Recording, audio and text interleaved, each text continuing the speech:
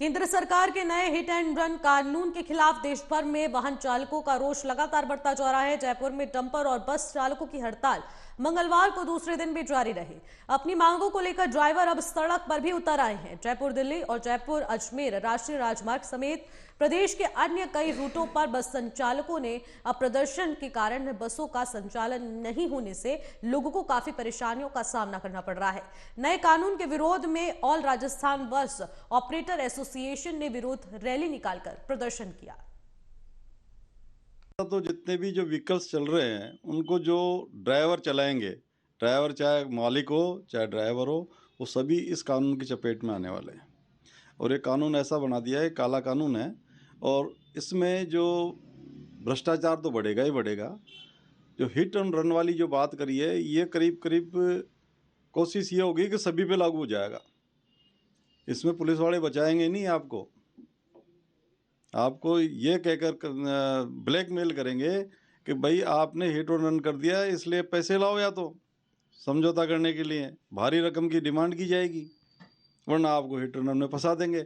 और वो जो दूसरी धारा है जिसमें कम सजा की बात है, वो भी कम से कम 5 साल है। नॉन बेलेबल ऑफेंस कर दिया है इन्होंने।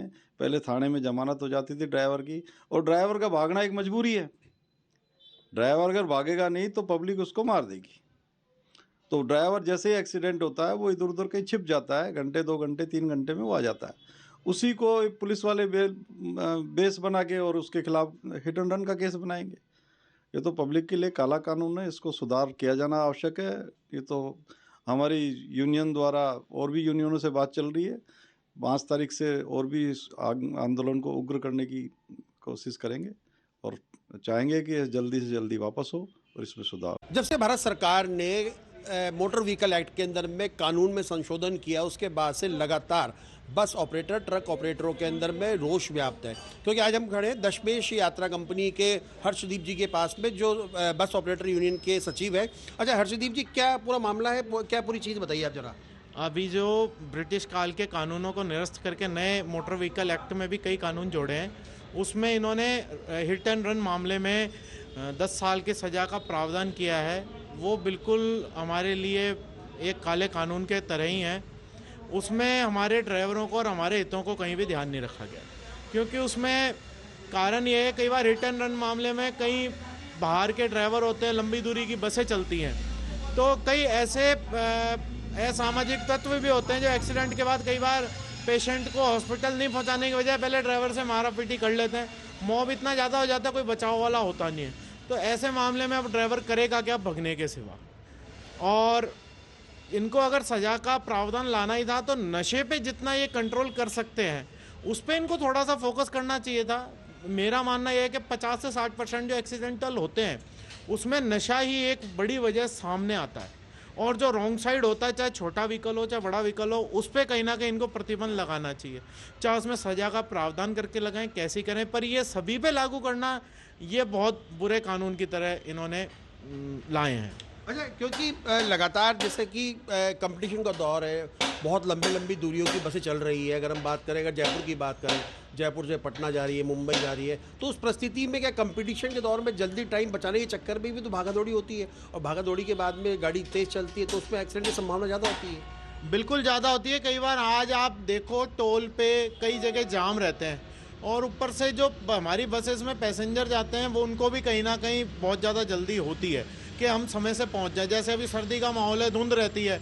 अब जहाँ पे धुंध रहती है वहाँ पे तो ड्राइवर कुछ भी नहीं कर पाता है, जहाँ पे पर उसको कहीं भी खुला मौसम मिलता है तो वो कहीं ना कहीं तेज़ स्पीड थोड़ी बहुत तो पकड़ता ही है, क्योंकि ऊपर से पैसेंजर का भी लोड होता है, तो वो भी एक पैसेंजर के कारण का बनता है। आज टोल तो बना दिए हैं, उसमें रोड बनाए गए थे भाई समय बचाने के लिए, पर उतना तो समय हमारा टोल भी लग जाता है।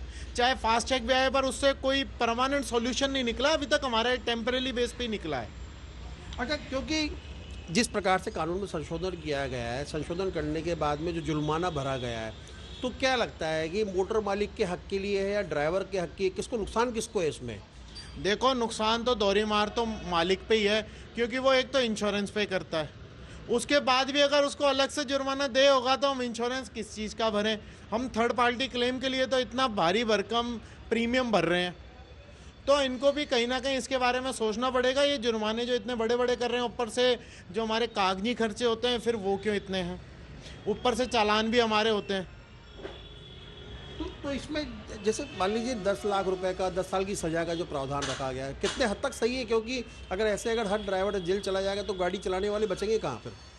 देखिए जी, पहले स्टाफ की तो पहले से ही शॉर्टेज है, क्योंकि जो एजुकेटेड पर्सन हो जाता है वो कभी ड्राइवरी या कंडक्टरी में आना नहीं चाहता।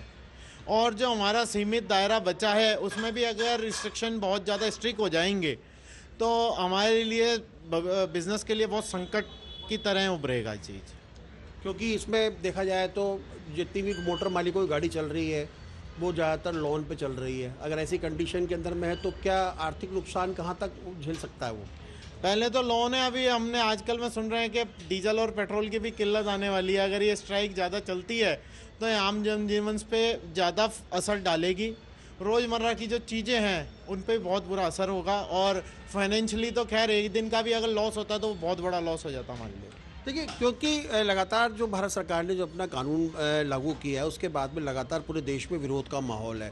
क्योंकि जितने भी प्राइवेट ऑपरेटर हैं, चाहे वो ट्रक चालक हो, मोटर मालिक, चाहे बस चालक हो, अब तो छोटे जो वाहन हैं वो भी हड़ताल में शामिल हो गए हैं।